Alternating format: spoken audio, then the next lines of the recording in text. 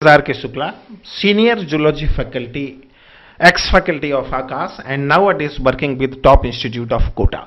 तो जैसा कि आप लोगों को मालूम है कि हम लोग बात कर रहे हैं रिप्रोडक्टिव सिस्टम की सीरीज के बारे में बात कर रहे हैं और इस सीरीज में आज हम लोग बात करने वाले हैं किसके बारे में, गैमीटोजेनेसिस के बारे में। और गैमीटोजेनेसिस में हम बात करेंगे स्पर्मेटोजेनेसिस के बारे में। ठीक है, देखो एक डायग्राम आपके सामने है, अच्छी तरह से याद रखना है। जब स्पर्मेटोजेनेसिस होगा तो कहां से चालू होगा, स्पर्मेटोगोनिया और स्पर्म मदर सेल से चालू होगा और इससे पहले क्या बनेगा, स्पर्मेटिड बनेगा। इस बात को अच्छी तरह से याद रखना। किसका फॉर्मेशन होगा, स्पर्मेटिड का। और स्पर्मेटिड क्या है, वास्तव में नॉन मोटाइल स्पर्म, मतलब स्पर्म का नॉन मोटाइल फॉर्म है। और उससे फाइनली किसका फॉर्मेशन होगा, फाइनली स्पर्म का फॉर्मेशन होगा जो कि मोटाइल फॉर्म है। अच्छी तरह से याद रखना, स्पर्मेटोगोनिया से पहले क्या बनेगा, स्पर्मेटिड, और स्पर्मेटिड से किसका फॉर्मेशन होगा, स्पर्म का फॉर्मेशन होगा। स्पर्मेटोगोनिया एक डिप्लॉइड स्ट्रक्चर है, जबकि स्पर्मेटिड और स्पर्म हैप्लॉइड स्ट्रक्चर। अच्छी तरह से याद रखना, स्पर्मेटोगोनिया से स्पर्मेटिड का बनना क्या कहलाता है, स्पर्मेटोसाइटोजेनेसिस। अच्छी तरह से याद रखना, स्पर्मेटोसाइटोजेनेसिस का मतलब क्या है, स्पर्मेटोगोनिया से स्पर्मेटिड का बनना। और स्पर्मेटिड से स्पर्म का बनना, this is called as spermiogenesis. तो अच्छी तरह से याद रखना, स्पर्मेटोजेनेसिस के दो स्टेप हैं। पहला स्टेप क्या कहलाता है, फर्स्ट स्टेप कहलाता है स्पर्मेटोसाइटोजेनेसिस और second step is called as spermiogenesis. Got it this point. फिर कुछ कॉमन बात कर लें, गैमीटोजेनेसिस। गैमीटोजेनेसिस का मतलब क्या होता है, गैमीटोजेनेसिस का मतलब होता है फॉर्मेशन ऑफ गैमीट।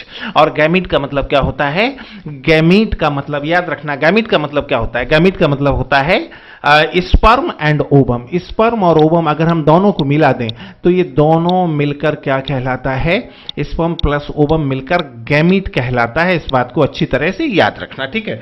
तो स्पर्म का फॉर्मेशन क्या कहलाता है, स्पर्मेटोजेनेसिस। और ओवम का फॉर्मेशन क्या कहलाता है, ओवम का फॉर्मेशन oogenesis कहलाता है। इस बात को अच्छी तरह से याद रखना। तो गैमीटोजेनेसिस, अगर मैं गैमीटोजेनेसिस की बात करता हूं तो गैमीटोजेनेसिस का मतलब क्या है, फॉर्मेशन ऑफ गैमीट, मतलब formation of sperm and ovum. ठीक है, और स्पर्म का फॉर्मेशन क्या कहलाता है, स्पर्मेटोजेनेसिस। ओवम का फॉर्मेशन क्या कहलाता है, oogenesis। स्पर्मेटोजेनेसिस में कितना स्टेप है, दो स्टेप है, स्पर्मेटोसाइटोजेनेसिस और स्पर्मियोजेनेसिस। और oogenesis के जो स्टेप के बारे में हम तब बात करेंगे जब हम oogenesis के बारे में बात करेंगे। ठीक है, तो एक बार फिर से हम वही बात करते हैं, गैमीटोजेनेसिस। गैमीटोजेनेसिस मतलब formation of gamete, formation of gamete means formation of sperm and ovum. और स्पर्मेटोजेनेसिस मतलब फॉर्मेशन ऑफ स्पर्म, और oogenesis का मतलब क्या होता है, oogenesis का मतलब फॉर्मेशन ऑफ ओवम।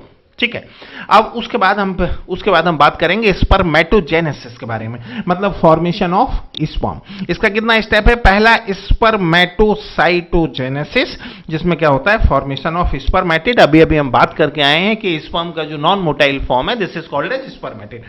और spermiogenesis means conversion of spermatid into sperm, this is called as spermiogenesis. अभी हम इसका डायग्राम देख कर आए, ये डायग्राम अभी आपके सामने है, इसको हम डिस्कस करके आए। ठीक है, फिर फिर उसके बाद हम आगे बढ़ें तो आगे हम बढ़ेंगे तो जो है सबसे पहले हम लोग किसके बारे में बात करेंगे, स्टेप्स फॉर स्पर्मेटोसाइटोजेनेसिस मतलब फॉर्मेशन ऑफ स्पर्मेटिड। इस बात को अच्छी तरह से याद रखना। इसका 3 स्टेप है। पहला स्टेप क्या कहलाता है, मल्टीप्लीकेशन फेज, और मल्टीप्लीकेशन फेज में बार बार माइटोसिस होता है, इस बात को याद रखना।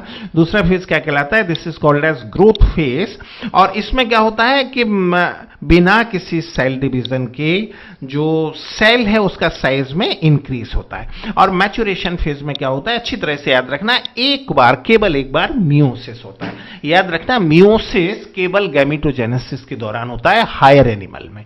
ठीक है, अब उसके बाद अगर ये सारा स्टेप को हम डायग्राम बनाकर देखना चाहें तो देखो, सबसे पहले क्या है, सबसे पहले जर्मिनल एपिथेलियम सेल, उससे क्या बनेगा, स्पर्मेटोगोनिया बनेगा। फिर स्पर्मेटोगोनिया से क्या बनेगा, प्राइमरी स्पर्मेटोसाइट बनेगा, जो कि डिप्लॉइड है, ये भी डिप्लॉइड है और ये भी डिप्लॉइड है, और उससे क्या बनेगा, स्पर्मेटिड बनेगा। स्पर्मेटिड हैप्लॉइड स्ट्रक्चर है। डिप्लॉइड आप जानते हो कंप्लीट नंबर ऑफ क्रोमोसोम, जैसे in case of human being जो टोटल नंबर ऑफ क्रोमोसोम हमारी सेल में है कितना, 46, उसका आधा कितना होता है, 23। तो complete number of chromosome is called as diploid, 2n, and n means haploid number of chromosome. ठीक है, तो देखो जर्मिनल एपिथेलियम से स्पर्मेटोगोनिया का बनना, this is called as multiplication phase, अच्छी तरह से याद रखना। फिर स्पर्मेटोगोनिया से प्राइमरी स्पर्मेटोसाइट का बनना, this is called as growth phase. और फाइनली क्या होगा, प्राइमरी स्पर्मेटोसाइट से बन जाएगा स्पर्मेटिड, और ये क्या कहलाता है, ये कहलाता है मैच्यूरेशन फेज। इस बात को याद रखना, प्राइमरी स्पर्मेटोसाइट से स्पर्मेटिड का बनना, ये क्या कहलाता है, ये मैच्यूरेशन फेज कहलाता है। अब ये तीनों स्टेप का अलग अलग हम लोग स्टडी करेंगे। कैसे करेंगे, देखो ये सेमेनिफेरस ट्यूब्यूल का एक छोटा सा पार्ट हमने लिया हुआ है, किसका, सेमेनिफेरस ट्यूब्यूल का। इस बात को याद रखना, सेमेनिफेरस ट्यूब्यूल कहां पाई जाती है, टेस्टिस में पाई जाती है, और सेमेनिफेरस ट्यूब्यूल के अंदर ही स्पर्मेटोजेनेसिस होता है। तो इसका छोटा सा पार्ट हमने लिया है। देखो इसमें सर्टोली सेल है जो क्या करता है, स्पर्म का नरिशमेंट करता है, और दूसरा जर्मिनल एपिथेलियम है जो क्या करता है, स्पर्म को बनाने का काम करता है। ठीक है, तो जर्मिनल एपिथेलियम में बार बार रिपीटेड माइटोसिस होगा, बार बार माइटोसिस होगा, जिससे बहुत सारा सेल बनेगा। कैसा सेल बनेगा, डिप्लॉइड सेल बनेगा, और ये डिप्लॉइड सेल क्या कहलाता है, this is called as spermatogonia. और ये पूरा स्टेप क्या कहलाता है, ये पूरा स्टेप कहलाता है multiplication phase of spermatogenesis. Multiplication के बाद क्या होगा, उसके बाद ग्रोथ होगा। तो देखो ग्रोथ में क्या होगा, स्पर्मेटोगोनिया जो कि डिप्लॉइड सेल है उसका साइज बढ़ता जाएगा, और इसमें कोई भी सेल डिवीजन नहीं होगा, केवल इसका साइज बढ़ता जाएगा, और साइज बढ़ते बढ़ते बहुत बड़े साइज का सेल बन जाएगा, जिसे हम क्या कहते हैं, प्राइमरी स्पर्मेटोसाइट, और ये लास्ट डिप्लॉइड सेल है, याद रखना। उसके बाद क्या आएगा, तो ये हो जाता है growth phase of spermatogenesis. Spermatogenesis का ये ग्रोथ फेज होता है, इस बात को याद रखना। ठीक है, फिर उसके बाद क्या आएगा, मैच्यूरेशन फेज। मैच्यूरेशन फेज में क्या होगा, देखो प्राइमरी स्पर्मेटोसाइट ये लास्ट डिप्लॉइड सेल है, मतलब ये लास्ट सेल है जिसमें 46 क्रोमोसोम है, इस बात को याद रखना। इसमें मियोसिस फर्स्ट होगा। मियोसिस के बारे में हम लोग अच्छी तरह से जानते हैं, मियोसिस 2 स्टेप में होता है, मियोसिस फर्स्ट और मियोसिस सेकंड। मियोसिस फर्स्ट में क्रोमोसोम का नंबर घटकर हाफ रह जाता है, और मियोसिस सेकंड में क्रोमोसोम का नंबर रिड्यूस नहीं होता, जितना नंबर है उतना ही मेंटेन रहता है। ठीक है, तो देखो मियोसिस फर्स्ट में 2 सेल बनेगा, और ये क्या कहलाएगा, this is called as secondary spermatocyte, और ये फर्स्ट हैप्लॉइड सेल है, मतलब ये पहली सेल है जिसमें 23 क्रोमोसोम है। फिर इसमें होगा मियोसिस सेकंड, तो उससे कुल मिला के 4 सेल बन जाएंगी, और ये सेल क्या कहलाता है, this are called as spermatid, अच्छी तरह से याद रखना। और ये सेकंड हैप्लॉइड सेल है, मतलब सेकंड सेल है जिसमें 23 क्रोमोसोम है, इस बात को याद रखना।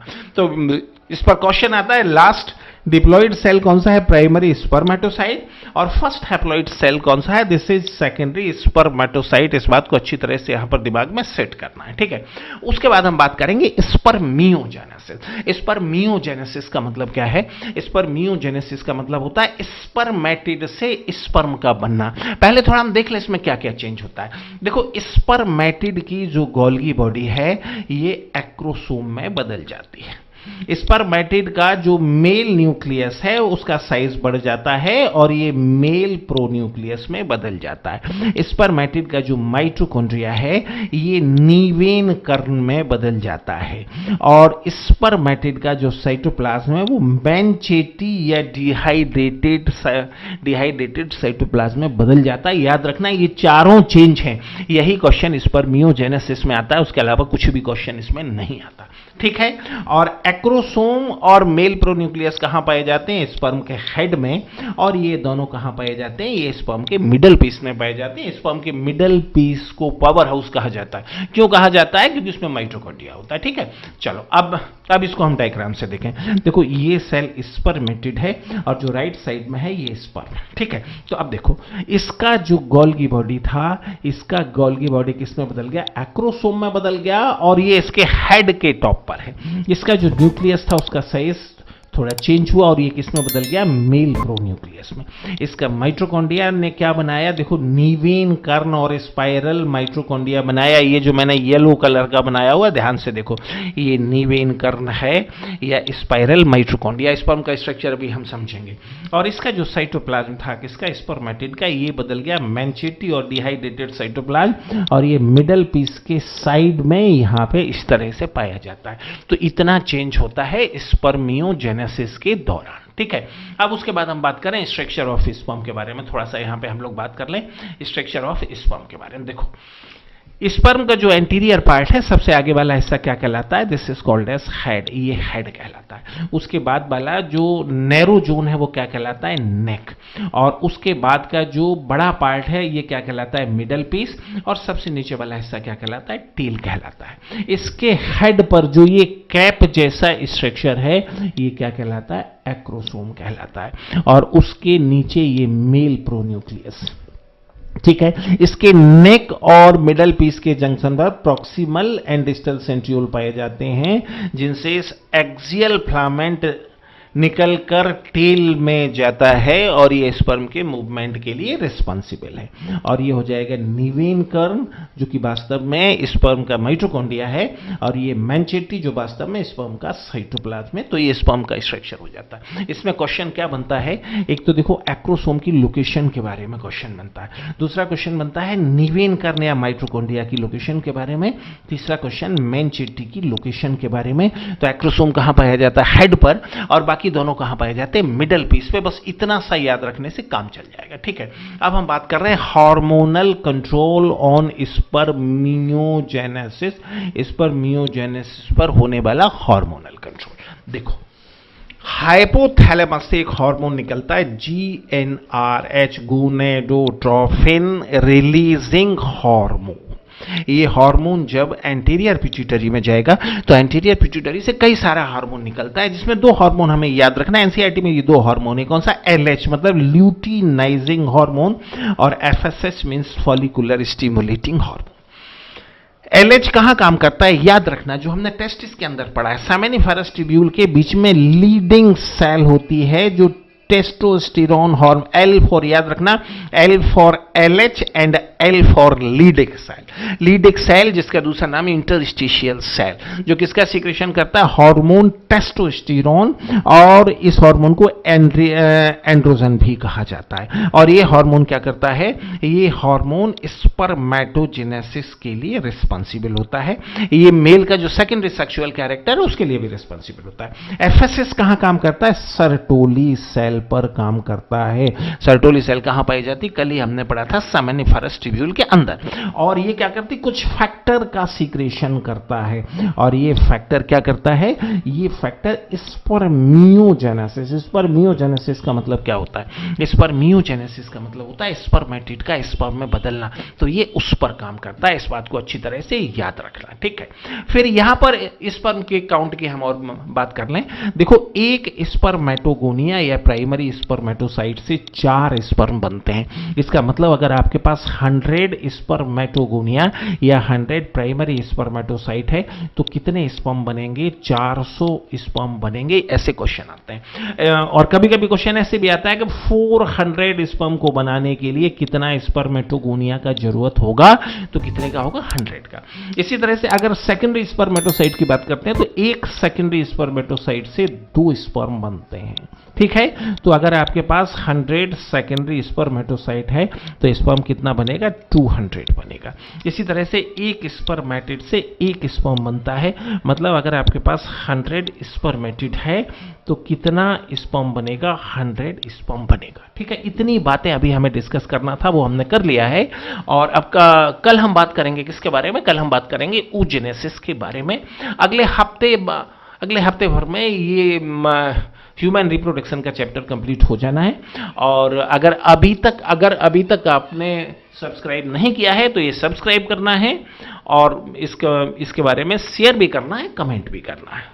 ओके, तो आज के लिए इतना काफी है, कल हम इसे आगे बढ़ाएंगे। उम्मीद है सभी बच्चे अच्छी तरह से होंगे और खूब पढ़ाई कर रहे होंगे।